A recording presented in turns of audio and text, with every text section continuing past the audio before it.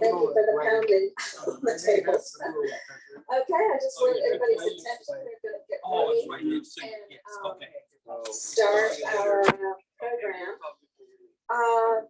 Our lunch, I think I mentioned earlier, was from Fitzfields, and it is sponsored. Our lunch is sponsored by the Rotary Club of Lexington. Right.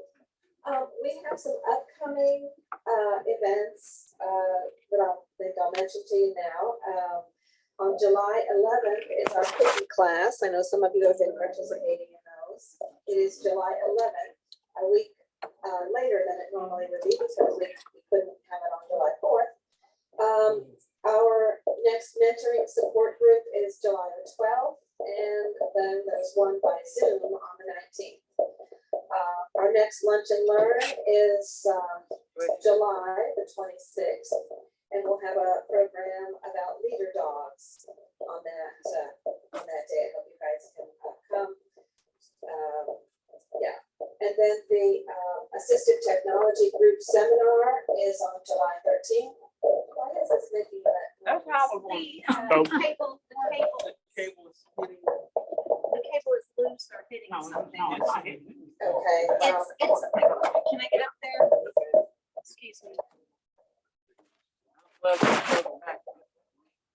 Yeah, turn the microphone off. You turn it off, unplug the cable, plug it back in, shove it in all the way. Unplug the cable. What does that mean?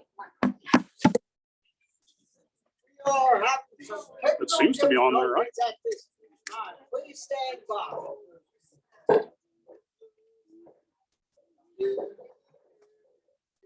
Is the cord bumping against something back here? I mean, it shouldn't. That shouldn't be it. Yeah, I don't know. Okay. The bar, the wireless.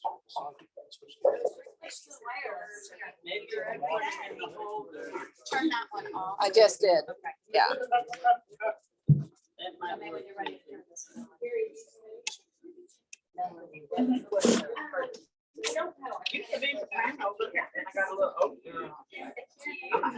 Pause for technical difficulties. There you go.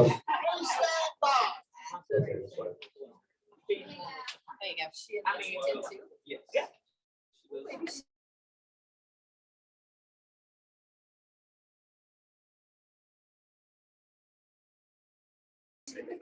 This works great. The team, our technical support, Teresa and Richard. I'm so happy. This meeting will Zoom so that you know. I was in the middle of just telling you upcoming events. We have the Assistive Technology Group Seminar on July 13th, which is always on the second Thursday. And it will be Sam talking about all the cool new stuff that he's learned at the American Council of the Blind Convention. He's going there, which is the first week of July. So he'll be talking about new technology. What was the date again? July 13th. It's the second Thursday. It's from 1 until is July the 6th. That is our spouse and family support group. It is by Zoom. If you want to participate in that, let us know. Give us a call or talk to me today.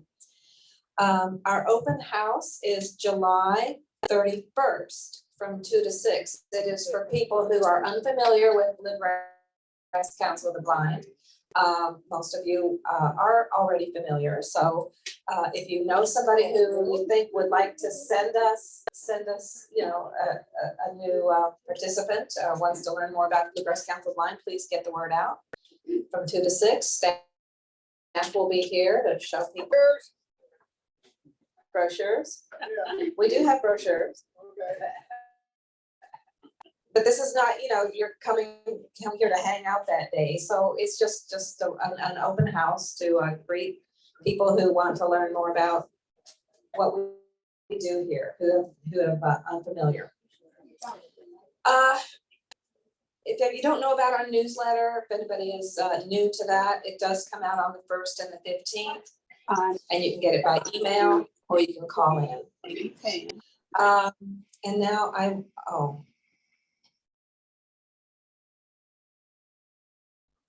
wanted to ask if,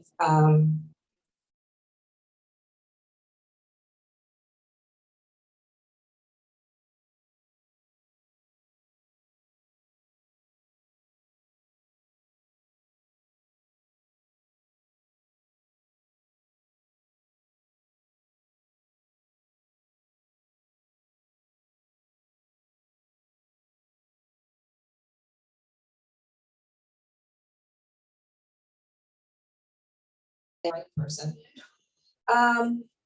Okay, so here is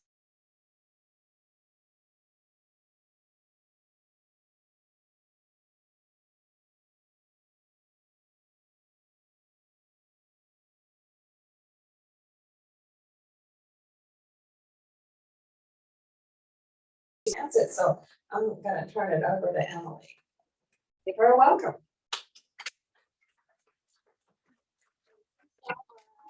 Well, again for having me. I always love coming here and talking to you all. Sometimes you guys give me challenging questions, which I need to stay on my toes.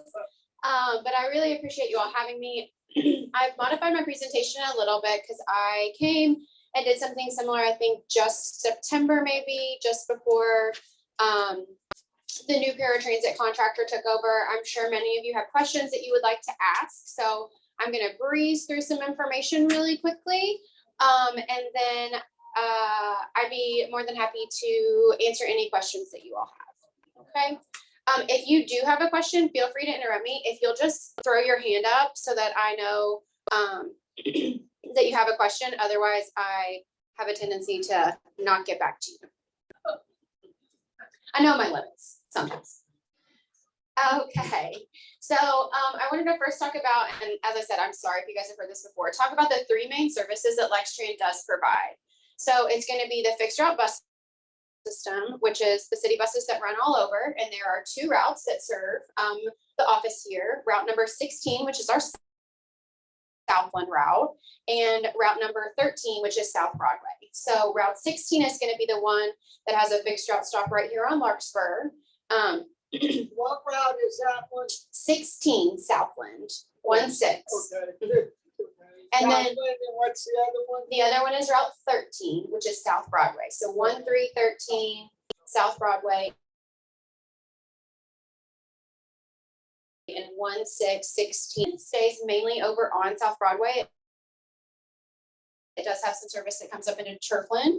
And that one runs 7 days a week, 35-minute service during the majority of the peak of the week, and then 70-minute service the remainder of the time. Route 16, I will caution you, although the stop is closer, it is a limited service route. So what I mean by that is that it runs once an hour for a portion of the day, but not the entire day. The service hours do cover the entirety of activities Monday through Friday that would be going on here, okay?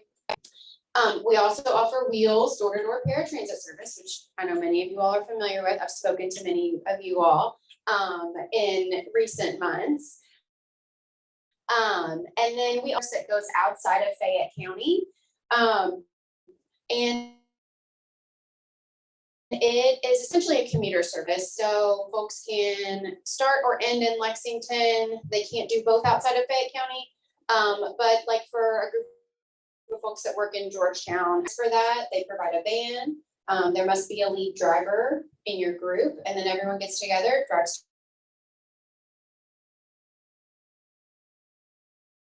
to work, drives home. Lextran pays a portion, and then a portion of that is for each individual.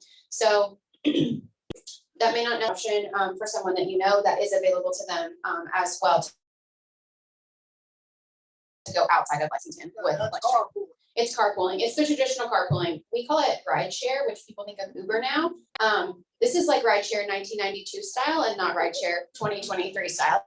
That's the ride share that I grew up knowing what a ride share was.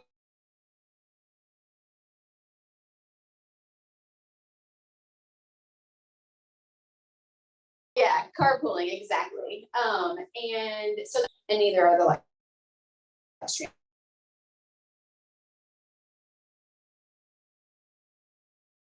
and fixed shop buses. Is there a listing of? So we don't have the listings because we don't do the logistics for them, but enterprise logistical piece for that. So I would search commute on there or give them a call. Either one of those options are available. And they can give you information for what's currently existing, if there's anything pending. So if someone is sort of looking for one, but there's not enough folks available to get one, I believe you have to have at least a minimum of 3 riders. It might be 4. And then they do the logistics for everyone. So they put together the plans, make sure the vehicles are ready and, you know, accommodating to the right number of folks, all that sort of thing. So does everybody that participates in that have to be a driver? No, there's a lead. So for that service, there's a lead and they're typically the driver. You just have to have 1 licensed driver in the pool. Does that have to be ongoing or can it be just for a one-time trip? That must be ongoing. So it's, yes, it's considered a regular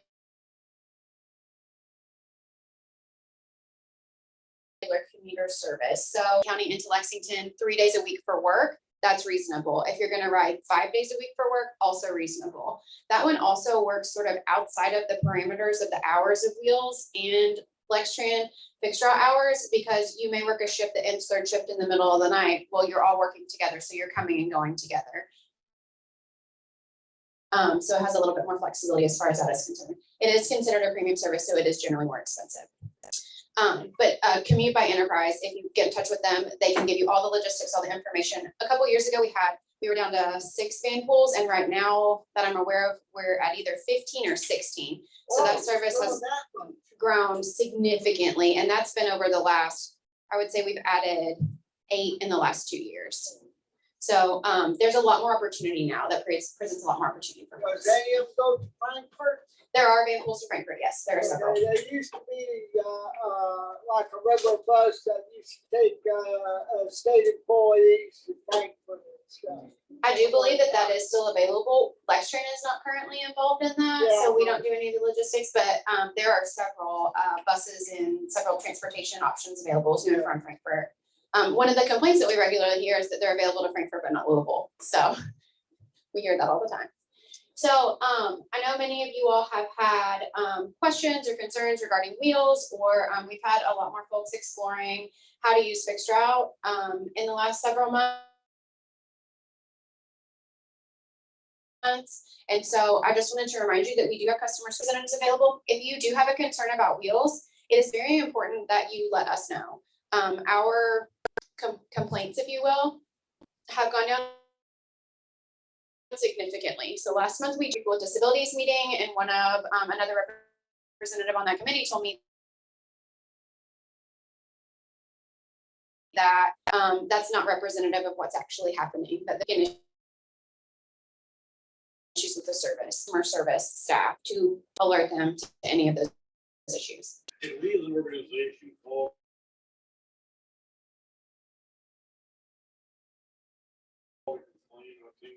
Work with someone, maybe you're a representative, you work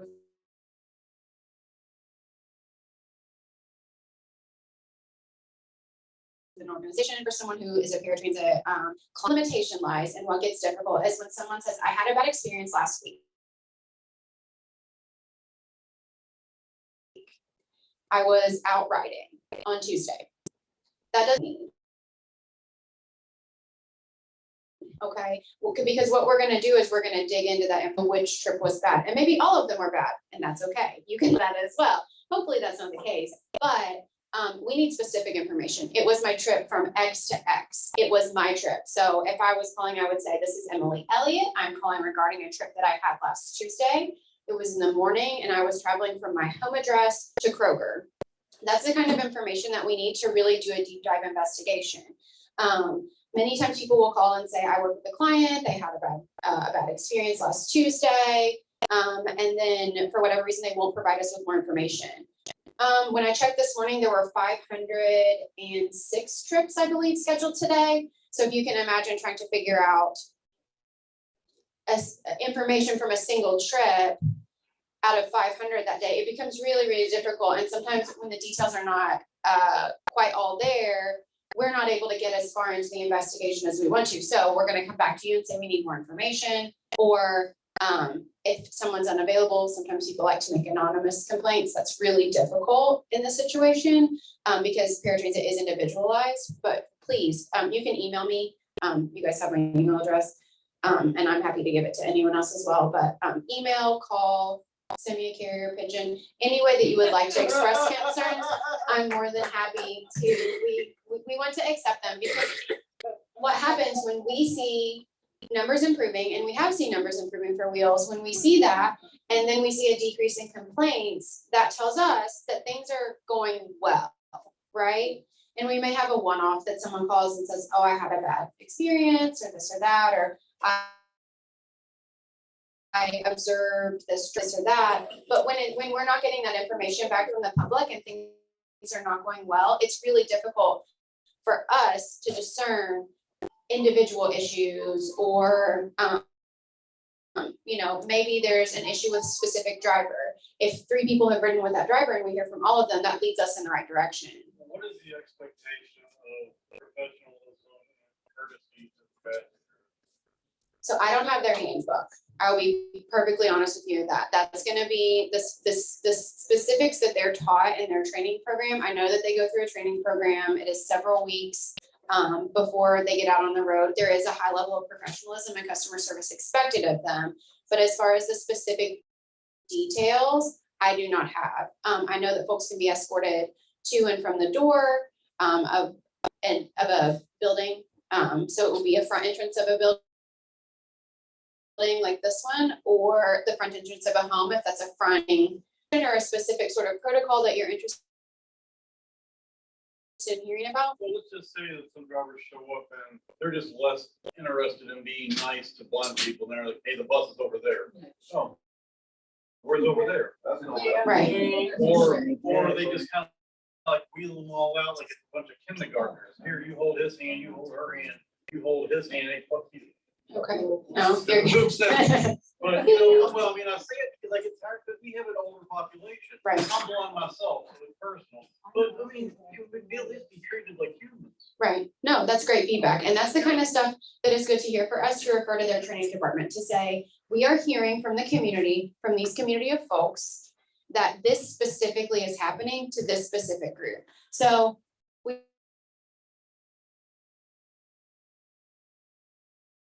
do start to get into like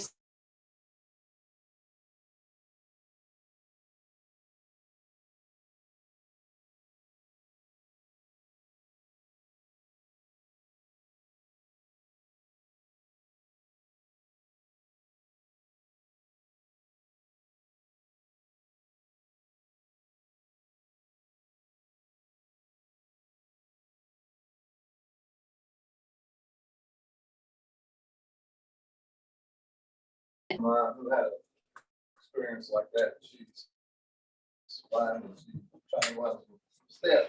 And this parent stand down the bottom of the steps, so going this way, follow my voice, don't scrap on, you're gonna help her. Oh, goodness. Do your damn job. Yes, ma'am, Teresa. Emily made that we could volunteer as and maybe even